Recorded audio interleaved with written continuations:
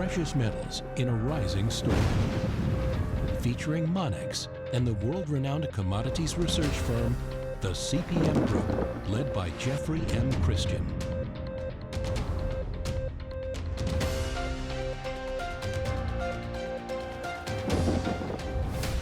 Hello, folks. Thanks for joining us.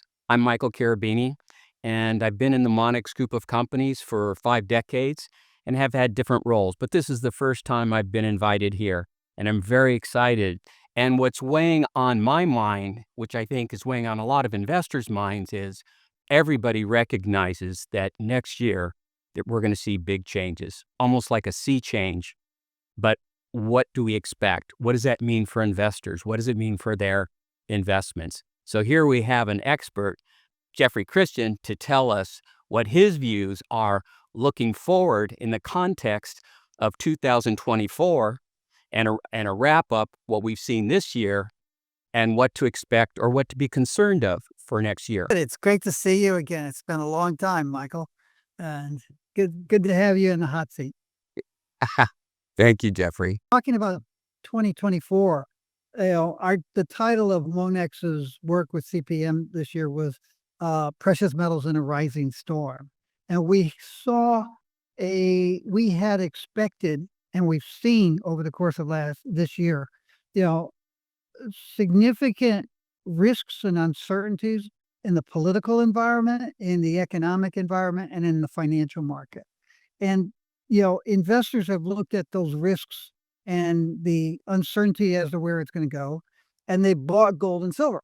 Gold prices yesterday at yesterday's close, gold was up 30% from where it had been at the end of 2023. Silver was up 34%. That represented large increases in investors buying physical gold and silver around the world based on that uncertainty. Going forward, you're spot on in terms of the idea of a sea change going on. The problem is we don't know what that sea change is going to be. Now, the President-elect Trump and his people have said a lot of things since the election day and even before the election day, and you can pick and choose what you want to believe. And the big question is going to be, what are they going to try to do, and what are they going to succeed in doing? Because you can find things that they've said that would suggest that they can stimulate the economy further.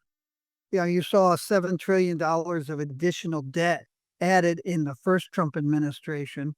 And some of the things they're talking about could be very stimulative of the economy. And we could see the current economic expansion, which has surprised a lot of people over the last several years for being as strong and long as it has been. You could see that some of the things that Trump is talking about doing could extend the economic expansion. That's good for gold and silver, because when you expand the economic expansion and when you extend it, it tends to push stock prices higher.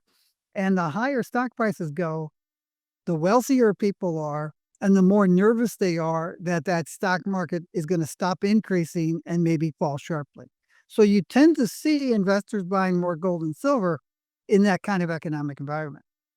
But you can also listen to some of the things that Trump and his people are saying and say, these things could be negative for the economy, and they could throw us into a deeper recession sooner than we might otherwise expect. And the ironic thing is that's good for gold too, because when you start seeing the cracks in the economic system and the financial market, investors tend to buy more gold and silver. So our expectation is that the Trump administration is going to be very important. It's going to radically change the way the U.S. works and the way the world works. It's not alone. There are other agents and actors in this play, but it's got a dominant role. And it's going to cause a lot of uncertainty because whatever comes, it will be radically different from what has been happening over the last several decades, really. So our expectation is that gold and silver prices, investors will continue to buy gold and silver at very high historic levels, and that will push gold and silver prices higher over the course of 2025. Jeffrey, when you're talking about radical change and maybe, greater than the last, couple decades, I think you've spoken about, gold and there's some opportunity there. But can you speak to radical change and in the context of, does that mean increased volatility, um, possibly for gold, which is, I guess that's what we've seen this year, and also for other assets like precious metals and even cryptocurrencies? I think that volatility in asset values is going to be continuing to be very high. It will be high in gold and silver. It'll be high in stocks and corporate bonds. Interest rate uncertainty, we're going to see what the Fed does next week. There are economic indicators that suggest that it might pause in its interest rate declines. Right now, it looks like next week we'll see another 25 basis points that decline. But you're going to have increased uncertainty, and that's going to lead investors to waffle back and forth. That's going to increase asset value volatility. In terms of cryptos, they have been very volatile. They will continue to be volatile. If you think about gold, monthly gold volatility, price volatility is about 10 to 20% typically. Sometimes it spikes up, sometimes it goes down. Bitcoin's volatility is 50 to 100%. That's the gamble. That's a big gamble. If you're a portfolio manager or if you're an individual investor and you're looking at what can I add to my portfolio, to my retirement accounts that will smooth things out, gold with the 10 or 20% volatility does that. And it has for the last 50 years. That's what we need to focus in on. Could you speak further on that? Because that's, I think, the what I see is the potential opportunity for investors to think about in 2025 is using gold and silver in their unique role as diversification in a portfolio, whether it be just stocks or even a portfolio that has crypto coins. Can you speak to the benefits of gold and silver in that context? Most of our work that we do calculating, what's the beneficial aspect of adding gold and silver to your portfolio, we use a standard portfolio that's stocks and bonds.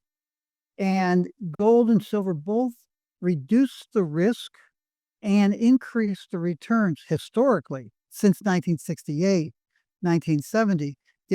Having 10, 20, even 25% of your assets in gold and silver have increased your returns and reduced your risk. For gold, it's increased your returns more than it's increased your risk with silver. When you add cryptos into that portfolio, the portfolio becomes even riskier because of the volatility of the cryptos. And then when you calculate adding gold to a diversified portfolio that includes cryptos, gold or silver, you find that it's the beneficial aspects, the benefits of having gold and silver in a diversified portfolio that includes cryptocurrencies is even greater than it is for a portfolio that doesn't have cryptos, because the cryptos add volatility and gold and silver take it away. Jeffrey, that's a very important point that I don't think people are aware of.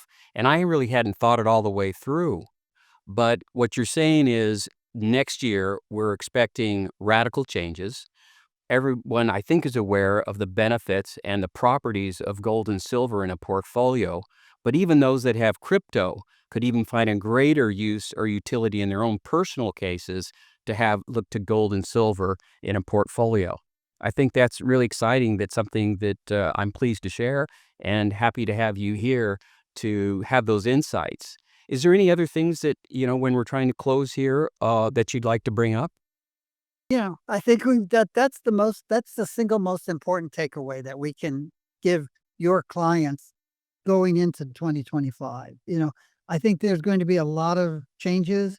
There'll be a lot of surprises. There'll be a lot of things that will not happen, and there will be a lot of things that will happen. And some of those factors may reduce world tensions and cause gold and silver to come down a little bit at times.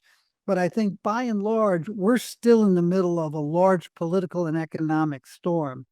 And I think there are more bad things that could happen than good things, unfortunately, in 2025.